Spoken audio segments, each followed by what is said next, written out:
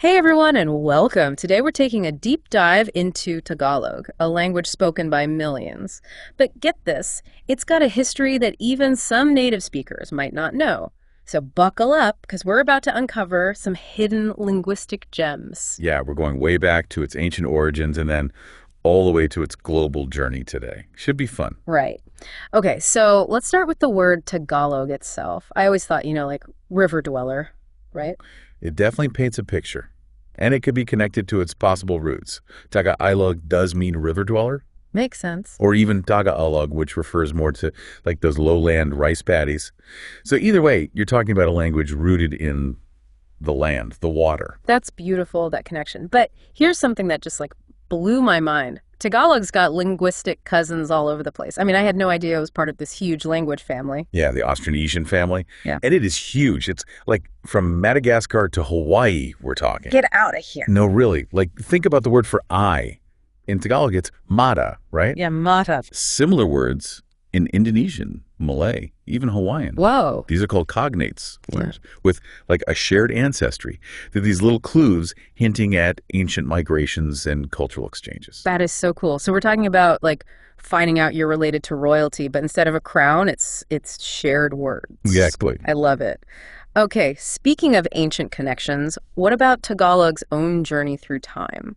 Well, we can actually trace written Tagalog back centuries before the Spanish even showed up. No way, really? Yeah, it gives us this little glimpse into its pre-colonial past.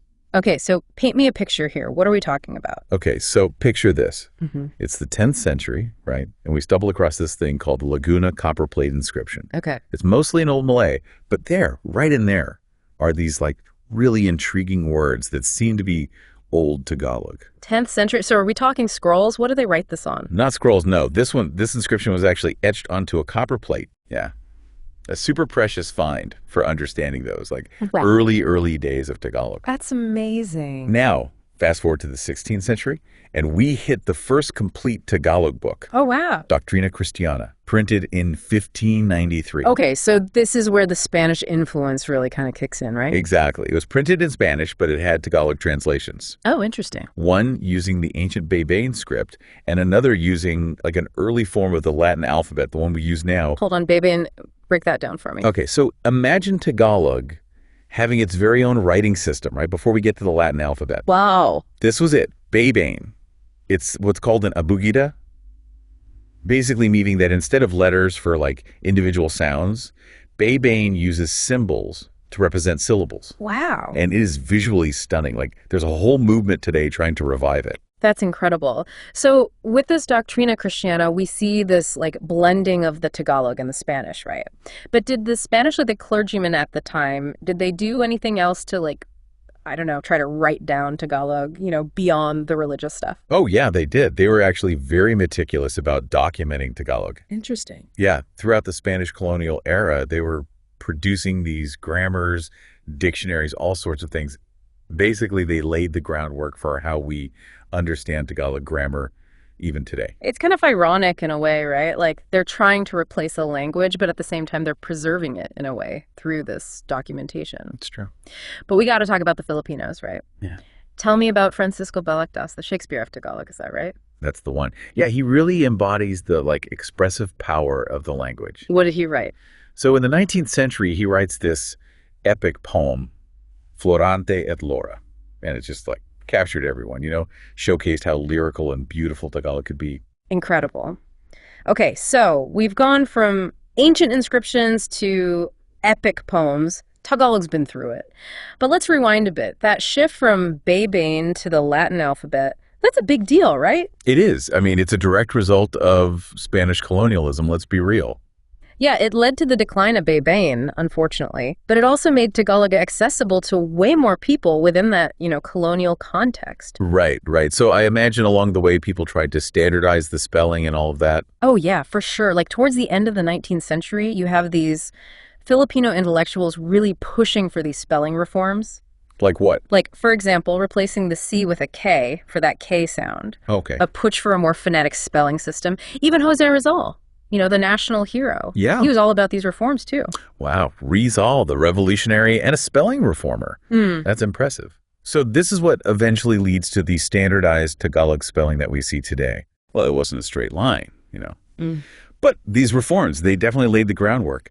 We get the Abacada alphabet in the 1940s, and then finally in 1987, the current 28-letter Filipino alphabet that we have today, Wow. incorporating influences from Spanish, English, even those loan words we were talking about. It's fascinating, isn't it, how a language changes and reflects its history. So, okay, we've got this standardized Tagalog, but I feel like it's not that simple, right? What about all the different ways people actually speak it? So we're talking about like Tagalog having all these little worlds inside of it. Tell me more about these dialects. Think of it like a tapestry, right? Oh, okay. Tagalog's this, like vibrant tapestry, and each region is weaving in its own little patterns, its own colors. These are the dialects, each with its own charm. I love it. So what kind of surprises, like what are we going to find on this tapestry tour? What should we listen for? One thing you'll hear is the glottal stop. The glottal stop. Some of the dialects, especially in the South, they keep this little catch in the throat. Standard Tagalog kind of smooths it over. Oh, okay. Like take the word igayan, which means now. Carry on. Yeah. In Standard Tagalog, it's just one smooth sound. Yeah. But in these other dialects, you'll hear ga on, like a pause right after the ga. Ah, so it's like those dialects are adding their own little punctuation marks, right? Yeah. I bet there are some hilarious misunderstandings that happen because of those differences. Oh, totally. Imagine you're in Batangas, right? And someone asks you, like, "Nakain ka ba ng pating?" Okay. They just want to know if you eat shark. Simple question. Yeah. But to a Manila Tagalog speaker, it could sound like they're asking if a shark ate you. Oh, no. That escalated quickly from like a casual food question to like a Jaws sequel in no time. That's wild. It's just so amazing to me how even within one language, right, you can have these variations. And it's so important to remember, too, these dialects, they aren't just like deviations from Standard Tagalog. Right. They've got their own weight. History, culture, reflecting that real richness and diversity of where Tagalog comes from. It's like each dialect has its own little piece of the Tagalog story to tell. And it's not just like the words themselves, right? It's how those words connect people to a certain place, a certain time. Exactly. And some dialects have these amazing little interjections, like linguistic high fives almost. Oh, really? Yeah. Like you might hear alai in Batangas or hang in Rizal and Quezon. And then you got the folks in Aurora. They'll hit you with an aka. That's awesome. It's like you said, right? Those little quirks, they just make the conversation so much more interesting, Totally. Like you're in on something, the secret handshake. So speaking of belonging, right? I know there's been some debates surrounding Tagalog becoming like the basis for the national language, Filipino. Yeah, it's definitely a bit complicated. Yeah. Back in 1937, when Tagalog was chosen, not everyone was thrilled. Yeah, there were concerns, especially in Cebu, I remember reading, that other languages and cultures weren't being represented fairly. So it eventually gets this new, more inclusive name, Wakang Pambansa, which just means national language. Oh, so a renaming to kind of bridge the gap, maybe? Did that work? It was definitely a move toward unity. And then it evolves even more in 1959 with the name Filipino, trying to be more about national identity, not just one ethnicity. Okay, makes sense. But even then, that debate, it kept going. Oh, really? Some people even thought, like, scrap the whole idea of a national language. Wow. A real linguistic tug of war, huh?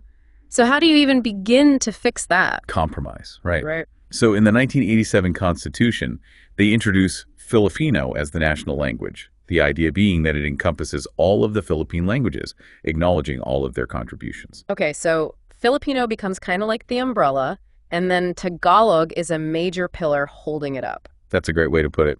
It's amazing to me how much language and politics are tied together, you know what I mean? For sure. Okay, but let's not forget about Tagalog's global reach. It's not just stuck in the Philippines anymore. Oh, definitely not. Tagalog has traveled. I mean, it's across oceans and continents with the Filipino diaspora. It's become like this vital link to their heritage. It's incredible how language can do that, right? Like keep people connected across the world. It really is. And here's a stat that'll blow your mind. In the United States, Tagalog is actually one of the most spoken non-English languages at home. Wow. Seriously. I mean, I know there's a huge Filipino community in the US, but that's really something. It is. And it seems like it's starting to get recognized even beyond those communities, you know? Absolutely. I mean, for instance, San Francisco, Hmm. they recognize Tagalog as one of their official languages, which is huge. City services, everything available in Tagalog. That's incredible. It is. And in Nevada, get this, they print their election materials in Tagalog, acknowledging that, there's a lot of Filipino voters there. Yeah. Their Yeah. voices need to be heard. That's powerful. That's really powerful. So we've got globalization happening, right? And with it, we see all these cool blends of languages popping up, like Taglish, which I think is so interesting. Taglish, or Inglog, as some people call it, it's like this perfect example of how language stays dynamic in a globalized world. And it's not just borrowing words, right? It's more than that. It's integrating those words, right? Right. Into Tagalog's grammar, into its soul almost. You'll hear stuff like mag-show shopping instead of mamimili, or Magda drive instead of magmaneo. It's like Tagalog is putting its own little spin on English words, which is really cool. Speaking of like uniquely Tagalog, let's dig into some of the things that make it stand out. I'm super curious about ho-ho and opoho because it seems like, there's that respect built right in, something we don't really have in English. It's like saying yes or no, but with like good manners baked right in. So what's the story there? What's the big deal with poho and opoho? It really comes down to Filipino culture. Respect, especially for elders or, authority figures, it's huge. Yeah, that makes sense. So using poho and opoho, that's how you show that respect, right through your words. So it's not just about like their age. It's more than that, right? Exactly. It could be their position, what they do for a living, even just your family relationship with them. Po is more like the everyday informal for family, close friends. Po is a little more formal for people you're not as close with. It's amazing how language can do that. Like these little words can like navigate all those social rules. So cool. Okay, while we're talking words, I gotta ask. Ang versus nang. Help a language learner out. Any tips? Oh, those two can definitely trip you up. Let's start with ang. Think of it like the word of in English, usually showing possession, like belonging to. Okay. So you might say, ang bahay ng kaibigan ko, which just means the house of my friend. Got it. Ang for possession. I can remember that. What about nang? What's its deal? Nang likes to keep things interesting. Sometimes it acts like when in English, showing time. Okay. Like nang dumating siya, when he arrives. Right, right. But then it can also describe how you do something almost like you're adding ungly to an adjective in English. Interesting. So you might say, kumanta siya ng maganda. She sang beautifully. It's like nang is the multitasker of Tagalog grammar. I love it.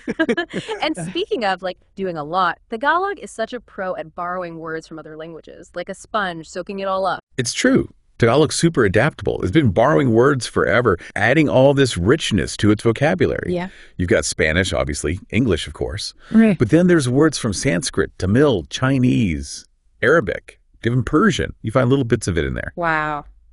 A real melting pot of languages. And like each one of those words, it's like this little window into Tagalog's past, all the different cultures it's encountered. Exactly. But it's a two-way street, isn't it? Oh, you better believe it. Tagalog is given back to the world, too. Yeah. English has adopted words like abaca, which is a type of fiber, right? Right, right. Boondocks, jeepney, even lenkilang, that lovely flower. Wait, boondocks is from Tagalog. I had no idea. That's wild. It just goes to show you, you can't really separate languages, can you? They all influence each other. Exactly. I mean, language is about sharing, right? Yeah. Adapting, changing. And Tagalog, with that resilience, that openness to the new, it really shows you how beautiful that process can be. I love that. Well, we've covered a lot of ground today, haven't we? From those ancient inscriptions all the way to like what people are saying on the streets today. It's amazing to me how much history, how much culture, how many little linguistic quirks are all wrapped up in Tagalog. It's a fascinating language. And remember, this deep dive, it's just the beginning. That's right. Tagalog is everywhere these days. Who knows what the future holds? It's exciting to think about.